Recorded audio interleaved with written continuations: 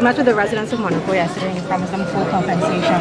Have you been able to analyze or assess the damages and reach out to them to compensate? Well, yes, we have started, and we have even started to give some compensation because, as you know, a lot of people had to go back to livelihood. They don't have any capital to get back to livelihood, so yes, we have. So do you know how many persons and how much money would be allocated to this process? It's an ongoing exercise. At the end of it, definitely you'll know because it has to come from state resources. And a lot has happened yesterday, and emotions were extremely high, of course. And we saw today that the man who threatened to kill you was actually arrested. Do you want to comment on that? I don't want to comment on that. The institutions have to work. What I want to say, this morning I was contemplating doing something very strange. I was contemplating going to sit in a burial ground and to do a live from there and to remind everybody that at the end of the day, that's our final destination. That is our final destination. If you want to fight, you want to break up, you can have everything. That's our final destination. My job is a very complex job. But at the end of it, is what I want and what I'm going to sacrifice everything for. I've asked every member of the government, and that is a Guyana that is unified, a Guyana that delivers prosperity for all its citizens, a Guyana in which we respect each other, a Guyana in which we can have fierce debates, fierce conversation, but grounded in respect. We can't build a society without laws. And I'm hoping for a day to come as we build institutions, that people respect the institutions, people await the outcome of the institutions. We can't have institutions that are independent from the government and then want the government to dictate to the institutions what they must do. But the society and the country has to evolve to a place where the institutions are trusted, where people understand the nature in which institutions work. And I'm specifically, we want justice for everybody. Mr. Bacchus, the process is at the police complaint authority. They need time. They said they'll finish the report early in the day. We all have a responsibility. What this taught us once more is whether you're in the media, whether you're in government, you're in the opposition, we have a responsibility.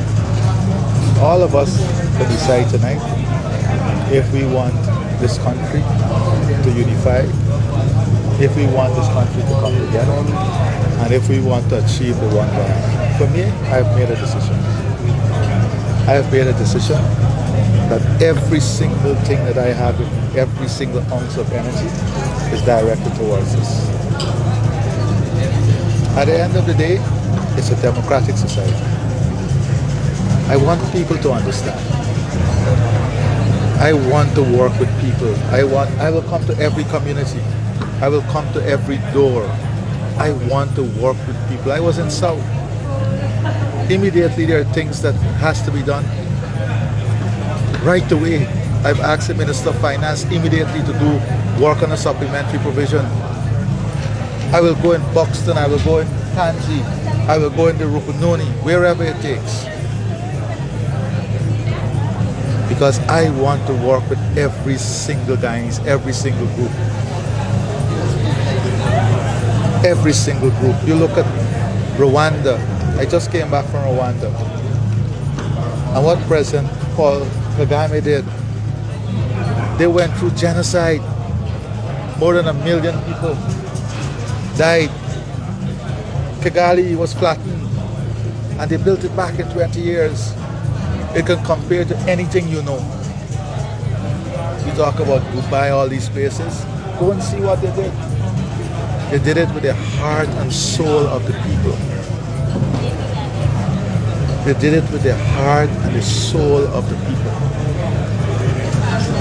And this is what Guyanese must understand. If we don't develop the heart and soul be the best we could be. I am not telling you. When you see me first, what do you see? You see an Indo-Guyanese or an Afro-Guyanese. Unless we can reach to the stage when we see each other, the first thing we see is a Guyanese brother or a Guyanese sister. We will not be. And I'm not saying be the best Afro-Guyanese you can be. Be the best Indo-Guyanese you can be. Be the best Amerindian Guyanese you can be. But be Guyanese too. Be Guyanese too. Mr. President, what explanation should the police give you about the apparent late response in preventing the protesters from reaching Morocco Market, which emerged as a flashpoint? Dennis, the police were on the ground. And I'm not making excuse for the police. The police work based on intelligence they have. They work based on information they have. The police design their approach to any situation based on intelligence and based on the information they have. Let us think for a moment if the police was in advance of the crowd and action was taken in a different direction. What might have been the outcome? Some actors might use it against the police. And I went against every advice on the ground, you know. When I went on the ground yesterday, because I understand the anger, I understand the sentiments in the ground. And as the leader of this country, whether they had to take the anger out somewhere, I was willing to be that person. I was willing to be, put it for a better term, an object on the ground, because I didn't know what would have been the reaction. But that is what leadership is. I could have taken all the advice and go at a later stage. Whether the police give an explanation, the immediate task was to secure the corridor and return things to normalcy. That is an ongoing task, but I'm sure there will be a report, a total report on this. Some of the persons in Morocco are saying that all of this could have been prevented. The robbery, the looting, if the protesters had been prevented from reaching so far. Jabral, all of this could have been prevented if you didn't have instigation, if you didn't have people edging people on, if you had decency in the protest. Protest is good in any democratic society, but it must be lawful and decent. So all of this could have been prevented if you didn't have the instigators. You think it is right for someone who has public responsibility to be carrying a life and a man comes up to him after making a remark and say, we're going to kill the president, and he doesn't denounce it. He doesn't immediately say, we don't subscribe to this. He doesn't do any of that. If collectively we're not willing to call people like those out, it's okay.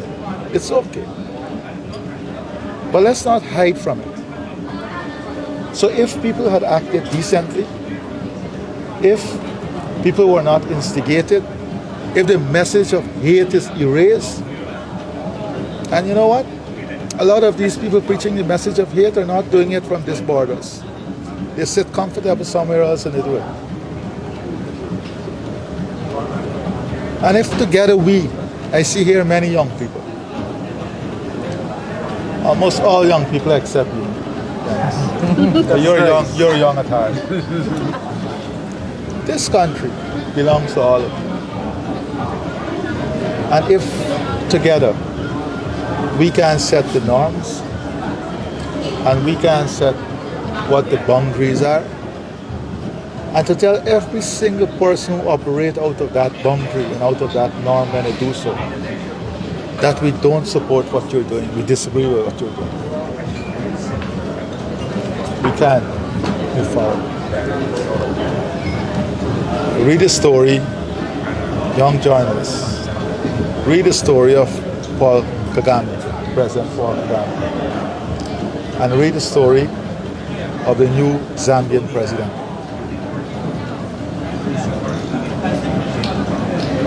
I still consider myself very young, but I am at a stage now as a leader of this country where I believe that the only way we'll enjoy the success, and great success will come. Great success will come. Trust what I'm telling you, great success will come. But if we don't fix the fundamentals, if we don't fix this, then who want to live in such an environment? You can give me everything. If I am not happy in the environment, what would I do? And this was a very important question. Some residents on the East Coast posed to me, how many times must we go over the same thing? But we can only stop that if together we decide we want to stop it. In the cleanup exercise that we started, I'm very happy. Not that garbage stopped, but this second phase we went to saw less garbage. And I'm seeing, and you have to acknowledge too, I'm seeing Guyanese making a better effort. But just like that, we have to make an effort in bringing this country together. All of us. And we have to do so first from setting our own conscience right. We have to set something inside of all of us right. Tonight, as I have the attention of all the media, I want all of us to do one thing tonight before we sleep, as a country.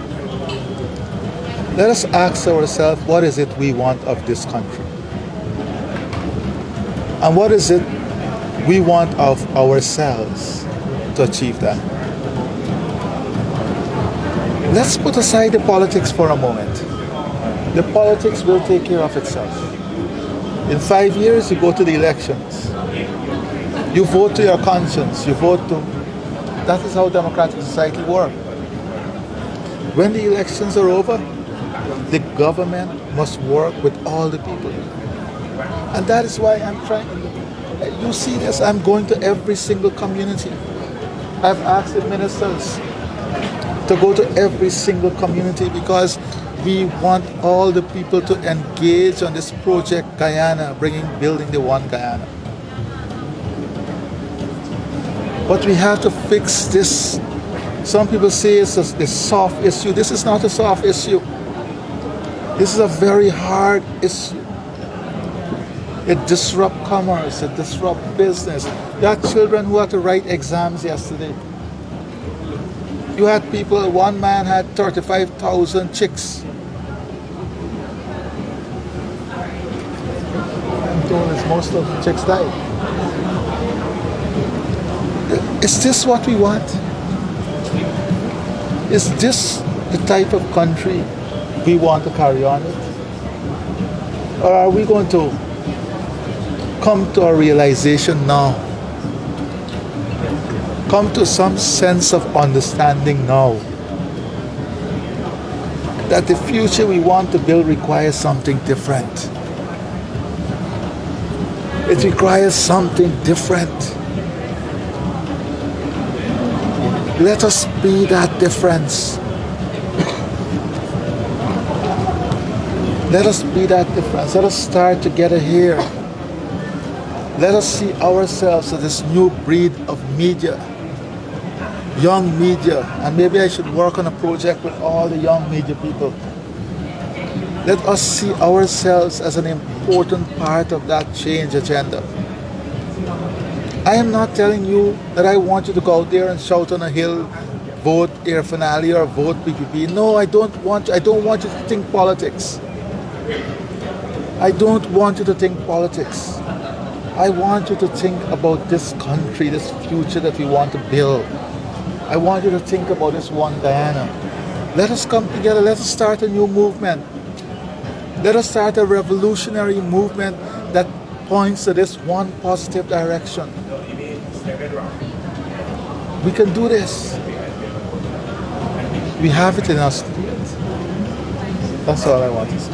Thank you, sir.